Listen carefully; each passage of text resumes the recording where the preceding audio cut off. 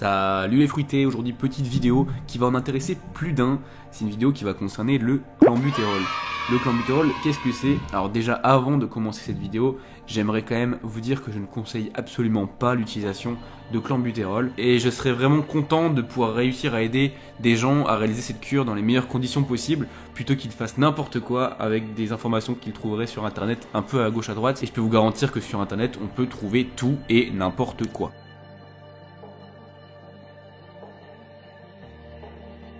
Alors tout d'abord, qu'est-ce que le clenbuterol? Le clenbuterol, à l'origine, c'est un médicament d'usage vétérinaire connu sous l'appellation ventipulmine. Il permettrait alors de traiter l'asthme chez les chevaux de course, notamment grâce à ses affections bronchopulmonaires et bronchodilatateurs. En fait, le mécanisme d'action du clenbuterol, c'est de stimuler des récepteurs qui sont dits bêta-2 adrénergiques. Et cette stimulation va avoir des conséquences qui va, entre autres, générer des effets positifs et des effets beaucoup plus négatifs comme vous allez le voir ensuite. Mais alors quels sont les effets recherchés par cette prise de clenbuterol? Alors on peut noter 3 ou 4 effets qui sont souvent recherchés par l'utilisation de ce produit. Tout d'abord on a le renforcement de la ventilation comme on a vu avec les chevaux de course grâce à l'effet bronchodilatateur. Deuxièmement on a l'augmentation du flux sanguin et donc forcément de la congestion musculaire. Et enfin le troisième effet et pas des moindres, c'est la perte de masse grasse importante. Alors pourquoi j'ai dit qu'il y avait un quatrième effet recherché?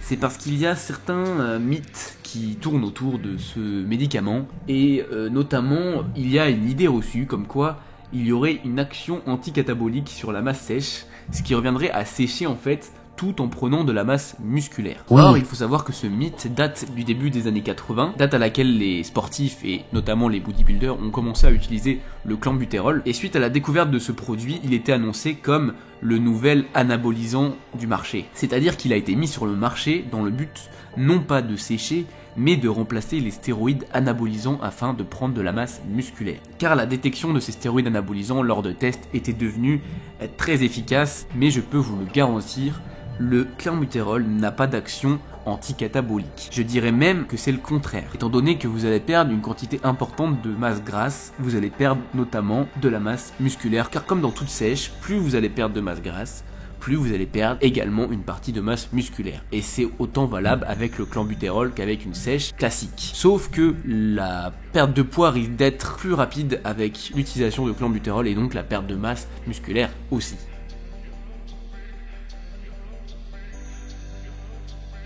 Bon, c'est bien beau tout ça, mais avant de sauter sur votre ordinateur afin de commander une tonne de clenbuterol, j'aimerais quand même essayer de vous refroidir un petit peu en vous parlant des effets secondaires. Alors, il existe des centaines d'effets secondaires, je dis bien des centaines, mais je vais vous parler seulement des plus connus et les plus importants, c'est-à-dire que les effets secondaires auxquels je vais vous parler sont remarquables sur au moins 80% des gens, si ce n'est plus. Comme on l'a vu précédemment, il y a une augmentation du flux sanguin, donc cela paraît logique qu'il puisse y avoir de l'hypertension. Ensuite, l'effet le plus connu, et qui pour le coup dépend vraiment d'un individu à un autre, c'est les tremblements. Certaines personnes sous clenbuterol vont réellement trembler comme une feuille. D'autres personnes, qui vont représenter la majorité de la population, vont avoir de légers tremblements. Et certaines personnes vont tout simplement rien avoir. Alors si vous avez trop de tremblements, le seul conseil que je peux vous donner, c'est de diminuer le dosage de votre clenbuterol. Parce que je vous promets que c'est pas du tout agréable. Et puis ça se voit. Je vous promets que ça se voit. Troisième effet secondaire, qui peut être très désagréable, c'est les maux de tête. Et quand je vous dis des maux de tête, c'est vraiment un mal de crâne, comme le lendemain d'une soirée quoi. C'est vraiment, vous avez mal au crâne. Si ça reste supportable mais que c'est quand même chiant, je vous conseillerais de prendre un médicament qui contient du paracétamol, notamment le Doliprane. Quatrième effet qui est très répandu, c'est les crampes musculaires. Et notamment les crampes aux mollets, les crampes sur les quadriceps, et même les crampes au cou, ce sont les plus fréquents. Alors il y a des solutions pour diminuer ces crampes, notamment la prise de taurine. Il est recommandé de consommer environ 5 grammes par jour. Et si possible autour de votre entraînement, par exemple 2 grammes avant l'entraînement, 2 grammes après, et 2 grammes le matin. Alors pour donner une petite explication, pour ceux qui ne sauraient pas, la taurine c'est un acide aminé dit non essentiel, c'est-à-dire qu'il est présent dans le corps. Sauf que l'utilisation de clenbuterol pourrait affecter le niveau de taurine dans le corps et la supplémentation donc de taurine pourrait combler ce manque et éviter les crampes musculaires. Il me semble également que la consommation de clenbuterol affecterait la conversion de T4 en T3, ce qui pourrait avoir pour conséquence également d'amener des crampes. Enfin, je vais vous parler d'un problème qui est très compliqué, encore une fois, ça dépend vraiment des gens, c'est l'insomnie. Si de base vous êtes quelqu'un qui a du mal à trouver le sommeil, vous allez être vraiment insomniaque. Je vais vous donner 2 conseils. Tout d'abord, de prendre votre clenbuterol le matin, le plus loin possible de votre heure de coucher. Si vous prenez un clenbuterol avant de dormir, je peux vous garantir que vous ne dormirez pas de la nuit. Mais ça ne va pas suffire, il faut savoir que la demi-vie du clenbuterol c'est environ 30 heures. Donc, je vous conseille de prendre, si possible, du magnésium. Ça va vous aider légèrement à avoir un meilleur sommeil, mais aussi de prendre de la valériane, qui va vraiment faciliter votre sommeil et diminuer votre stress. Et enfin, le dernier effet secondaire dont personne n'échappe, c'est l'augmentation de la fréquence cardiaque. Vous pourrez faire le test, lors de l'utilisation de clenbuterol, votre cœur battra super vite. Donc il n'est pas rare que votre fréquence cardiaque puisse augmenter jusqu'à 100 à 120 battements par minute. A noter que ces effets secondaires vont peu à peu s'essouffler. En clair, au bout de 3 à 4 jours, vous ne ressentirez presque plus les effets secondaires du clenbuterol. Laissez-moi maintenant vous parler du plus important. Car pour le moment, je vous ai parlé uniquement d'effets secondaires à court terme et qui n'ont donc pas de répercussions à long terme sur votre santé.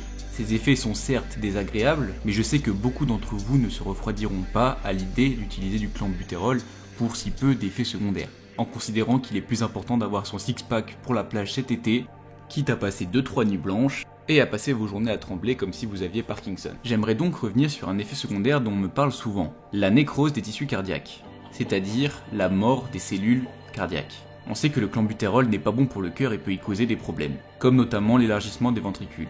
Néanmoins, aucune étude montre que le clenbuterol cause des problèmes cardiaques tels que la nécrose ou encore l'hypertrophie cardiaque. Les seules études qui ont été réalisées établissaient leurs tests sur des animaux. Et même si le dosage était presque semblable à ce que les humains prennent, il est important de se rappeler que les animaux ont plus de récepteurs β2. Les récepteurs β2 chez les animaux causent certains événements que les récepteurs β2 chez les humains ne font pas. Lors de ces études, il a donc été observé que dans certains cas, le clenbuterol provoquerait une hypertrophie cardiaque et la nécrose cardiaque. Néanmoins, les études qui montrent les plus importants problèmes cardiaques qui sont irréversibles, or nous humains prenons des doses en microgrammes. D'ailleurs, je vous parlerai des dosages conseillés plus tard dans la vidéo. Donc en conclusion, je ne dis pas qu'il n'y a rien à craindre, et encore une fois, en aucun cas je ne fais la promotion du clenbuterol, et je déconseille fortement l'utilisation de ce produit. Mais faites attention à cette affirmation, et dans un principe de prévention, restez dans les doses classiques et ne prenez le clenbuterol qu'en fin de sèche. Et enfin, en ce qui concerne les effets secondaires, si le moindre symptôme persiste, je vous recommande, s'il vous plaît, d'aller rapidement voir un médecin. Je vous rappelle que le médecin est soumis au secret professionnel, et vous pouvez donc librement lui parler de votre cure de clenbuterol, sans risquer quoi que ce soit. Je pense qu'il vaut mieux se prendre une petite leçon de morale de son médecin, plutôt que de faire une dislike.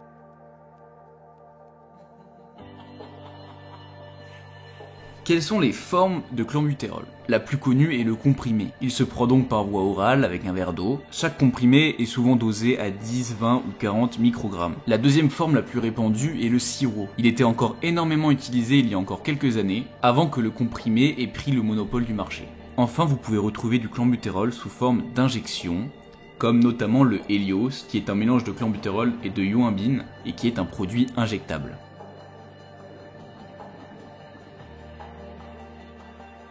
Le clenbuterol n'est pas un produit que vous pouvez prendre en continu, car il faut savoir que vos récepteurs β2 sont très rapidement saturés. En d'autres termes, il paraîtrait que le clenbuterol deviendrait inefficace après 10 à 15 jours d'utilisation.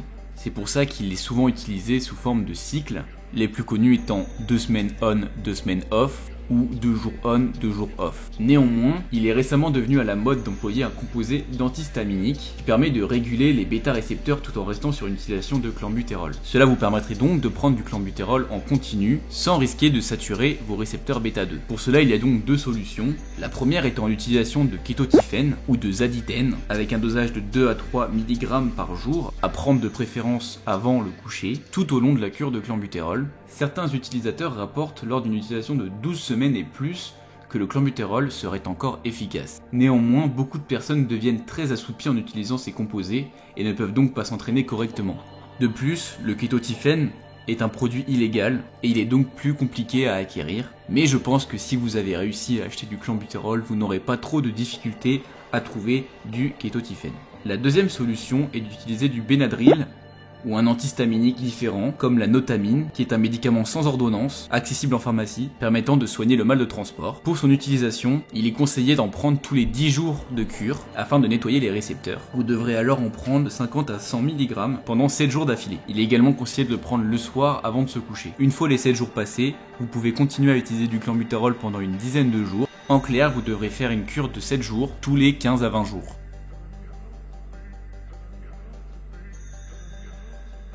En ce qui concerne le dosage, pour les hommes il est conseillé de prendre entre 80 et 160 microgrammes par jour. Je vous conseillerais même de ne pas dépasser 120 microgrammes. Pour les femmes, de 40 à 80 microgrammes par jour. Et au-delà, croyez-moi, le jeu n'en veut pas la chandelle. Je vous invite à consulter la description où je détaillerai des exemples de cycles. Mais en bref, il est important de monter et de baisser progressivement le dosage en début et fin de cure. Par exemple, si vous êtes un homme, ne commencez pas votre cure à 120 microgrammes par jour. Commencez à 20 ou 40 pendant 2 à 3 jours, puis augmentez de 20 à 40 microgrammes tous les 2 à 3 jours. Une fois atteint le dosage souhaité, par exemple 120 microgrammes, vous resterez sur ce dosage durant la totalité de votre cure, puis vous baisserez progressivement le dosage les derniers jours de cure. Par exemple 2 à 3 jours à 80 microgrammes, 2 à 3 jours à 40 microgrammes. Aussi, vous n'êtes pas obligé d'espacer les prises. Je vous conseille d'ailleurs de prendre la totalité de votre prise le matin avec votre petit déjeuner, pour éviter notamment les insomnies. Je vous conseille également de ne pas dépasser 10 semaines de prise. Je tiens tout de même à préciser, malgré ce que beaucoup de gens pensent,